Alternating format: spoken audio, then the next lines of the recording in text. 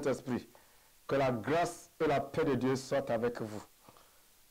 Encore, cette fois-ci, vous êtes sur la chaîne Église de Pentecôte internationale du Togo. Vous avez ici le pasteur Sandia Nambou Kossi. Je suis là pour vous exhorter, pour vous donner un message d'édification dont j'ai intitulé « Une bonne adoration pour posséder les nations ». Je le lis dans Jean 4, partie du verset 20 jusqu'au 24e. Il dit, « Nos pères ont adoré sur cette montagne, et vous, vous dites que le lieu où il faut adorer, c'est à Jérusalem. » Femme le dit Jésus, « Crois-moi, l'heure vient où ce ne sera ni sur cette montagne, ni à Jérusalem, que vous adorerez le Père. Vous adorez ce que vous ne connaissez pas. Nous adorons ce que nous connaissons, car le salut vient des Juifs. Mais l'heure vient, et elle est déjà venue, où les vrais adorateurs adoreront le Père en esprit et en vérité, car ce sont là les adorateurs que le Père demande. Amen. Ce matin, j'aimerais vous amener à connaître les trois choses essentielles dans l'adoration. Je vais citer la célébration, célébrer Dieu. Deuxièmement, le service. Et le troisièmement, le sacrifice. Bien aimé, la bonne adoration, Dieu nous a appelés pour le célébrer, le magnifier, le louer, le glorifier, dire ses hauts faits, ses merveilles, ces choses grandioses, ce qu'il a fait, ce qu'il continue à faire dans la vie de l'humanité. Et quand nous allons à l'église, nous adorons, nous nous prosternons même, nous disons ce qu'il est. Quand on se prosterne, ça veut dire que vraiment, on reconnaît sa grandeur. On le loue parce qu'on reconnaît qu'il est grand, qu'il est merveilleux. On le magnifie de tout ce qu'il fait dans notre vie. Et ainsi, l'adoration, ça ne finit pas là-bas. Mais quand on adore, quand on se prosterne, ça veut dire que nous reconnaissons que nous ne valons rien. Des fois, on peut se coucher dans l'adoration. Des fois, les gens lèvent les yeux en l'air pour élever son nom. Quand vous vous couchez, ça veut dire que tout ce que Dieu vous demande, vous allez accepter le faire. Mais des fois, est-ce que nous acceptons le faire? Nous disons des choses de notre bouche. Est-ce que de cœur, nous arrivons à le mettre en pratique? Ce que nous disons, nous chantons, nous dansons devant nous célébrons comme une fête. Nous sommes en joie dans sa maison. Nous sommes en joie d'être avec lui. Mais dans petites choses, nous sommes frustrés. C'est comme il n'est plus avec nous. Nous sommes pris en fête. Quand vous êtes avec Dieu, vous devez être en fête à tout moment. Ainsi, je vais parler du service. Quand vous êtes avec Dieu, c'est de le servir. Il nous a appelés pour le servir. Ce n'est autre que de le servir. Mais des fois, après avoir chanté, après avoir loué, après avoir dansé, après avoir magnifié Dieu, quand il y a un petit travail dans l'église, les gens ne veulent pas assister. Les gens ne veulent pas participer. Mais l'adoration, la magnification, tout ce que nous disons, le service aussi fait partie de l'adoration. Il est dit dans Rome que la bonne adoration, c'est d'adorer Dieu de tout notre cœur, de notre corps. C'est ça, l'adoration que l'Éternel veut de nous. que nous arrivions à tout moment qu'il y a un service de s'y mettre, de se donner, adorer de cette manière, comme un serviteur. Un serviteur est comme un esclave. Si nous sommes les serviteurs de Dieu, comment est-ce qu'il peut nous envoyer quelque part qu'on refuse d'aller? Comment est-ce qu'il peut nous appeler pour un travail et que nous n'allons pas répondre? Alors nous ne sommes pas serviteurs. La troisième chose, c'est le sacrifice. Nous lisons ceci dans Exode. Exode 5 à partir du premier verset au troisième.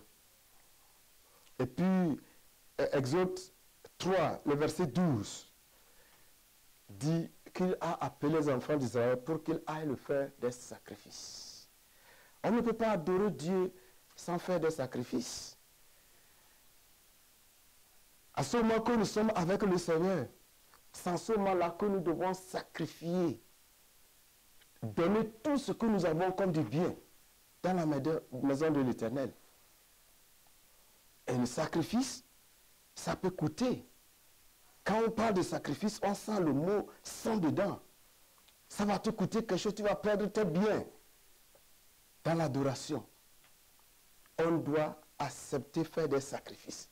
Quand on demande aux gens de faire des sacrifices, de contribuer pour l'évolution de l'œuvre de Dieu, des fois, nous avons la peine de le faire. En bonne adoration, pour adorer Dieu, pour attirer d'autres, on fait des sacrifices. Là, le Seigneur nous change notre vie. Il nous amène encore à des niveaux élevés. Et quand les gens nous voient même, ils glorifient le Seigneur. Parce que Dieu nous a bénis. Cette femme que voici, j'aimerais revenir à cette femme-là, que Jésus-Christ a rencontrée le jour-là à Sichem, sur la route de Samarie. Jésus a demandé de l'eau simple à boire. La femme dit que non. Où est-ce que tu me connais? Est-ce que nous sommes de même race? Pourquoi toi, un juif, tu vas me demander, moi, un samaritain, de te donner de l'eau à boire? La bonne adoration, ce n'est pas de distinguer les gens.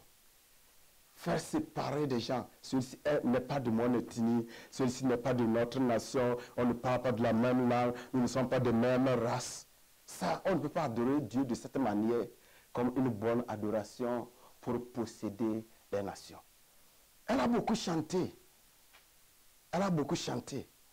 Mais dans la discussion avec Jésus-Christ, Jésus dit, si tu connaissais la personne qui te demande de l'eau, et que tu refuses maintenant, toi-même, tu allais lui demander de l'eau, et tu donnerais de l'eau vive. Et cette femme encore, avare, mais qui cherche, elle dit, donne-moi cette eau.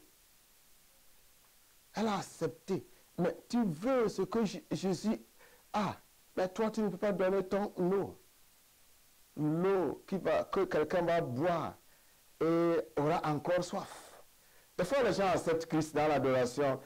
Ils veulent recevoir seulement, demander, mais ils ne veulent pas donner. La femme a accepté les choses spirituelles que Jésus-Christ allait donner, mais elle a refusé pour elle. Elle n'a pas voulu donner à Jésus-Christ. Dans la bonne adoration, ce n'est pas seulement de demander, mais aussi de donner. Dans la même discussion, quand Jésus-Christ continuait à parler avec cette femme et qu'elle a accepté de recevoir de l'eau que Jésus-Christ donnait, Jésus a dit à la femme, si tu acceptes de l'eau maintenant, va visiter ton mari. Elle dit que je n'ai pas de mari. Jésus dit que tu as bien dit, que tu as fait déjà 5 maris. Et celle-ci, et bien celui chez qui tu es maintenant, ce n'est pas ton mari. Et là-bas, la femme a reconnu que vraiment, Jésus-Christ était le Messie. Elle-même a reconnu que Jésus a dit tout ce qu'elle a fait dans sa vie. Elle a reconnu que Jésus-Christ est le Messie. Mes chers bien-aimés, Dieu nous connaît. Tout ce que nous faisons, tout ce que nous avons fait même avant d'être dans sa maison, il nous connaissait. On ne peut rien cacher à Dieu. Jésus connaissait la femme là, de sa naissance jusqu'au jour où il l'a rencontrée encore. Jésus a dépouillé ce que la femme faisait. Si nous relisons un peu le verset que nous avions lu, j'aimerais très rapidement encore lire ce verset. Il dit, quand la femme a su que Jésus-Christ était prophète, elle-même a dit, oui, nos pères ont adoré sur cette montagne. Et vous, les Juifs, vous dites que c'est à Jérusalem qu'on devrait adorer. Oui. Si les Juifs disaient que c'est à Jérusalem qu'on devrait adorer, c'était la vérité. Parce que Jérusalem, avant que les enfants d'Israël n'arrivent à Canaan, Dieu a dit qu'arrivé, il va choisir un lieu là où portera son nom. Et c'est là-bas que tous les enfants d'Israël allaient pour adorer. Donc c'était Jérusalem. Jésus dit, vous ne connaissez pas ce que vous adorez, vous les Samaritains. Et l'histoire est que les Samaritains étaient tous des Juifs, mais au moment où une partie des enfants d'Israël a été déportée, le roi a amené un peuple venir habiter en Samarie. Ce peuple ne connaissait pas Dieu. Nous pouvons le lire également dans 2 Rois, le chapitre 17, à partir du verset 24 jusqu'au verset 34. Et ce peuple était venu habiter dans le lieu. Et il ne connaissait pas comment adorer le Dieu d'Israël. La Bible dit que Dieu a envoyé les lions qui venaient les manger. Si vous ne connaissez pas le Dieu que vous adorez, il y a des conséquences. Des fois, les gens viennent à l'église, viennent pour adorer. Mais ils emportent ce qu'ils vivaient de l'autre côté encore, dans la maison de Dieu. On ne peut pas vivre ainsi dans la maison de Dieu. On ne peut pas venir dans la maison de Dieu et être ce qu'on était. Et comment le rapport est arrivé chez le roi, que le peuple que tu as amené ici ne sait pas comment adorer Dieu de cette terre. Et que le roi a apporté des sacrificateurs pour venir les instruire comment il faut adorer Dieu. Mais quand les sacrificateurs sont arrivés, qu'on les a instruits, ils n'ont pas accepté. Des fois, les gens acceptent Christ, ils viennent bien à l'église, mais ils ne veulent pas écouter les instructions que le pasteur, l'enseignant va les donner. Et ils vivent comme ils veulent. Ils n'ont pas accepté. Eux-mêmes se sont choisis encore de leurs propres sacrificateurs. Et les sacrificateurs les ont créés des autels dans leur maison et puis sur la montagne. Et c'est là-bas qu'ils allaient pour adorer. Et là-bas, ce n'était pas la bonne adoration. C'est pourquoi les Juifs disaient que les Samaritains ne connaissent pas ce qu'ils adorent. Et finalement, ils adoraient Dieu un peu et ils adoraient le fétiche un peu. C'était vraiment,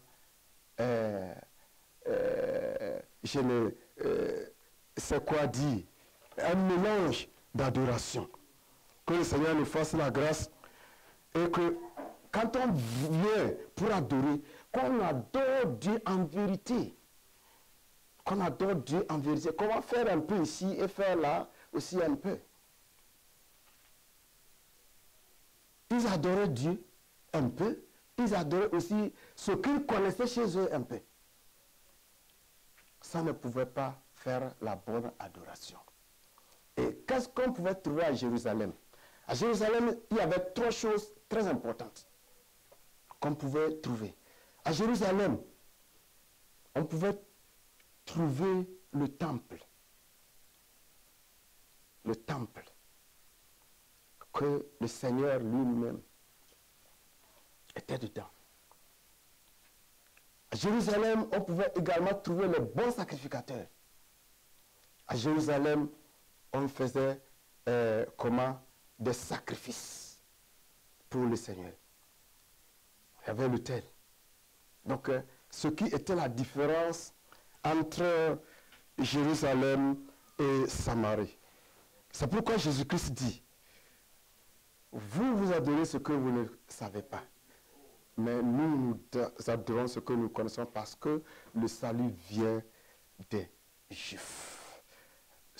Ensuite, quand Jésus-Christ continuait à parler avec cette femme, la Bible dit que la femme, après tout, a laissé tomber son jar et courir, aller à la maison, aller appeler les gens. Cette femme-là qui n'a pas voulu donner de l'eau à Jésus-Christ, finalement est convertie. La nouvelle naissance. La nouvelle naissance. Elle est convertie, elle est partie prêcher aux gens. Quand vous lisez dans le verset 28 en venant, on dit que alors la femme ayant laissé sa cruche, s'en alla dans la ville et dit aux gens, venez voir un homme qui m'a dit tout ce que j'ai fait. Il sortit de la ville et il vint vers lui. Alléluia. Les gens qui étaient les Samaritains, qui ne connaissaient pas Dieu, parce que la femme était convertie, la femme a pu aller prêcher. Et quand nous continuons à lire, à continuer, toute la population de Samarie avait suivi la femme pour venir connaître Jésus-Christ. La bonne adoration pour posséder les nations. On se convertit. D'autres peuvent vivre dans l'église longtemps, mais ils ne changent jamais. Ce matin, je vous invite à changer de comportement et vivre dans l'église. Et ainsi, après avoir changé, vous pouvez posséder les nations comme cette femme-là, qui avait refusé Jésus, mais finalement est partie convertir toute une population pour venir adorer le Seigneur. Une bonne adoration pour posséder les nations était notre temps. Que le Seigneur vous bénisse beaucoup. Ainsi, je vous invite d'accepter le Seigneur Jésus-Christ et vous ne serez plus comme cette femme-là qui ne connaissait pas Jésus. Si vous avez accepté Jésus-Christ, Dieu va changer votre vie. Que le Seigneur vous bénisse beaucoup. Amen.